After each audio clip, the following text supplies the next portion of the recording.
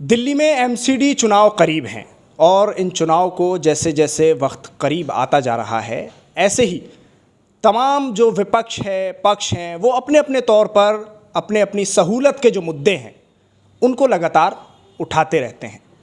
ओखला में एक मुद्दा तेज़ी से गरमाया जा रहा है विपक्ष की तरफ से, यानी कांग्रेस की तरफ से, एआईएमआईएम की तरफ से, और उसके ज़रिए आम आदमी पार्टी के वार्ड 102 से काउंसलर अब्दुल वाजिद खान पर लगातार हमलावर हो रहा है विपक्ष।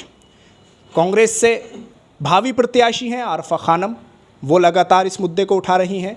एआईएमआईएम के लोग भी मुद्दा उठा रहे हैं। जो विपक्ष है वो अपनी जगह कामयाब हो पाएगा जिस मुद्दे को वो लेकर चला है। क्या वाकई अब्दुल वाजिद खान ने कोई काम नहीं किया है? तो ऐसे में ये सवाल इन्हीं से पूछा जा सकता है और यही इसका बेहतर जवाब भी दे सकते हैं। वाजिद साहब, सबसे पहले बहुत बहुत स्वागत आपका INN चैनल पर। शुक्रिया बहुत बहुत। सवाल आपसे सीधा यही है कि अभी हाल ही में लगातार एक मुद्दा तेज़ी से गरमा रहा है और वो है कूड़ेदान का मुद्दा। विपक्ष का कहना है आपके कि 2 बार आपने ये वादा किया कि मैं 2 कूड़ेदान बनवाऊंगा, लेकिन अभी तक आप उसको बनवाने में पूरी तरह से नाकाम रहे हैं। आप क्या कहना चाहते हैं? देखिए, मैं ये बताना चाहता हूँ विपक्ष के जो भी साथी हैं, और विपक्ष होना भी चाहिए, विपक्ष मजबूत भी हो, जब भी कुछ मज़ा आता है चुनाव लड़ने में भी और लड़ाने में भी। मेरा मतलब ये है, मैं आपके चैनल के माध्यम से ये बताना चाहता हूँ कि जितने भी ये 2 कूड़ाघर ढलाव घर हैं, चाहे अलशिफा रोड पे हो चाहे 8 ठोकर नंबर 8 पे हो, दोनों यूपी इरिगेशन की रोड होने की वजह से ये कूड़ाघर ढलाव घर नहीं बन पाए, जो कि हमने मंजूर भी कराए थे, लेकिन हमें परमिशन नहीं मिली। जब शुरू में हमने जीत के आए थे काउंसलर, तो 2017 में नवंबर में ही हमने इसका प्रपोजल पास करवाया था, लेकिन यूपी इरिगेशन की तरफ से एनओसी ना मिलने की वजह से दोनों रोड हैं। क्योंकि विपक्ष वाले बहुत अच्छी तरीके से जानते हैं, पिछले 15 सालों में जो कांग्रेस ये मुद्दा उठा रहे हैं, 15 साल से सत्ता में थी दिल्ली के अंदर, और एमसीडी में पिछले 15 साल से भाजपा की सरकार है। आम आदमी पार्टी की सरकार पिछले 7 साल दिल्ली के अंदर आई है, लेकिन अभी भी भाजपा की सरकार एमसीडी में है। तो ये काम नहीं हो पाया था सत्ता में, क्योंकि एमसीडी है, भ्रष्टाचार चरम पर है। भारतीय जनता पार्टी ने पिछले 15 साल में एमसीडी को बर्बाद करके रख दिया है, और इसका जनता आपके 2022 के चुनाव में जवाब देने के लिए तैयार है। बात रही कूड़ा घर की, ढलाव घर की, जो शाहीन बाग में है, वो उस जो विपक्ष बार बार मुद्दा उठाता, क्योंकि हमने जब भी लगातार काम किया, और ये कूड़ा घर ढलाव घर पे हमने लगातार ट्रक अपने जो DDSIL द्वारा एक कंपनी को टेंडर हो रखा है, जो हमारे टिप्पर, ऑटो टिप्पर गली मोहल्ले में इलाके से कूड़ा उठा के एक जगह इकट्ठा करते हैं। क्योंकि एनओसी नहीं मिली हमें, दिल्ली सरकार की ज़मीन नहीं थी, एमसीडी की ज़मीन नहीं थी, DDA की भी ज़मीन नहीं थी, वो ज़मीन है यूपी इरिगेशन की। एक शासन से दूसरे शासन, वहाँ भी भारतीय जनता पार्टी की सरकार है, और वो ये चाहते हैं कि किसी भी मुस्लिम एरिया में कोई परमिशन, किसी भी तरह की एनओसी वो देना नहीं चाहते। हमारे पूरे ओखला को यूपी इरिगेशन की चारों तरफ से इर्द गिर्द ज़मीनों ने घेर रखा है। इसलिए पीछे उत्तर प्रदेश शासन से हमने गुहार लगाई। उत्तर प्रदेश कैनाल कॉलोनी में जो यहाँ पे अफसर बैठते हैं, उनके यहाँ मैंने कई बार लेटर दिए, गौतम गंभीर को भी दिए, माननीय मुख्यमंत्री, प्रधानमंत्री तक लेटर हमने इसे लिखे कि ये जनहित का काम है और जनता के लिए किया जा रहा है, इस पर हमें परमिशन है। लेकिन वहाँ से हमें कोई रिप्लाई नहीं मिला, जिस वजह से हम ये कूड़ा घर ना बना पाए। दूसरी चीज़, क्योंकि भाजपा ये चाहती नहीं है, चाहे उत्तर प्रदेश की हो चाहे दिल्ली की हो, भाजपा नहीं चाहती कि हम कोई काम अच्छा करें, और दिल्ली सरकार को किस चीज़ों में अड़ंगा डाल सकते हैं। कालिंदी कुंज वाला रोड देख लीजिए, जो रोड है वो भी इरिगेशन का आता है, उसमें इतने गड्ढे हैं। वो सिर्फ इसलिए गड्ढे हैं क्योंकि दिल्ली सरकार का रोड देख लीजिए, कालिंदी कुंज से एक सरिता विहार की तरफ जाता है, ये दिल्ली सरकार का रोड है। कालिंदी कुंज से एक जामिया की तरफ जाता है, ये यूपी इरिगेशन का रोड है। गड्ढे हैं, वो सिर्फ इसलिए गड्ढे हैं कि वो दिल्ली सरकार के अंडर में है, यूपी के अंडर में।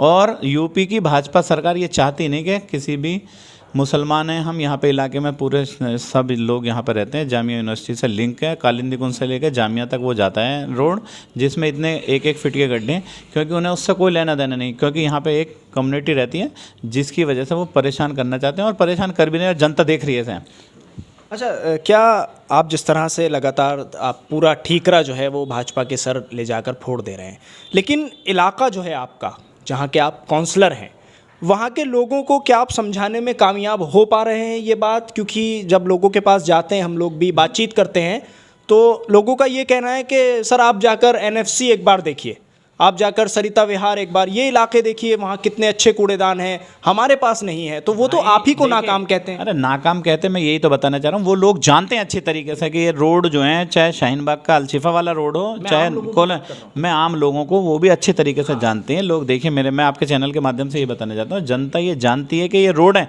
क्योंकि सफ़र आज से नहीं, पहले से सफ़र कर रही है। ये 40 फीट रोड तो बड़ी मुश्किल से बनने दिया, बनने नहीं देते।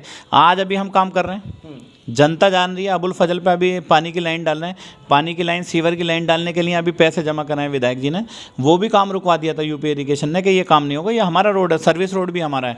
तो मैं ये बताना चाहता हूँ, जनता इसे जानती है कि अड़चन है हमारी। ऐसा नहीं है कि जनता, क्योंकि यहाँ पे पढ़े लिखे दानिश्वर लोग रहते हैं और सब जानते हैं कि कौन सी चीज़ किसकी है और किस वजह से परेशानी हो सकती है। ऐसा नहीं है कि जनता, लेकिन जन विरोधी।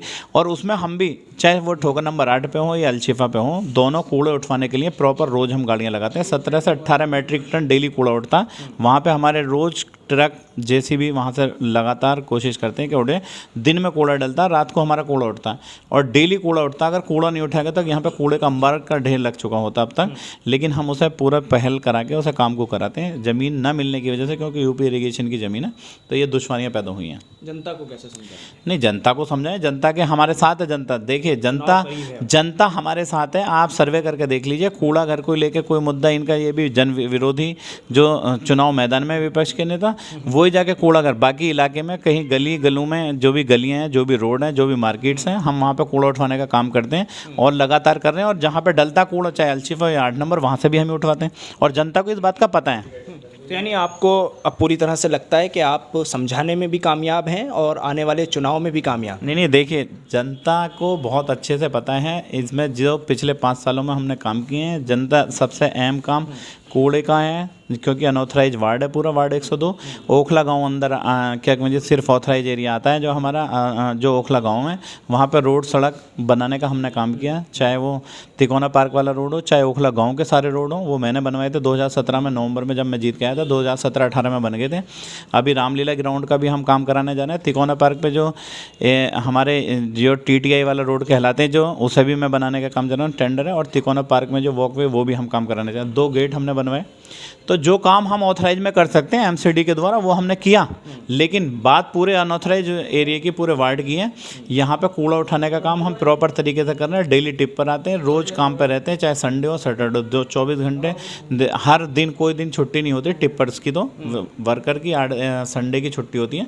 लेकिन अभी हमने कोरोना जैसे काल में भी काम किया और सारे आगे पीछे आपने देखेंगे रिजल्ट। लेकिन सिर्फ कूड़ा घर का विपक्ष के पास है कि कूड़ा घर नहीं बनवा पाए।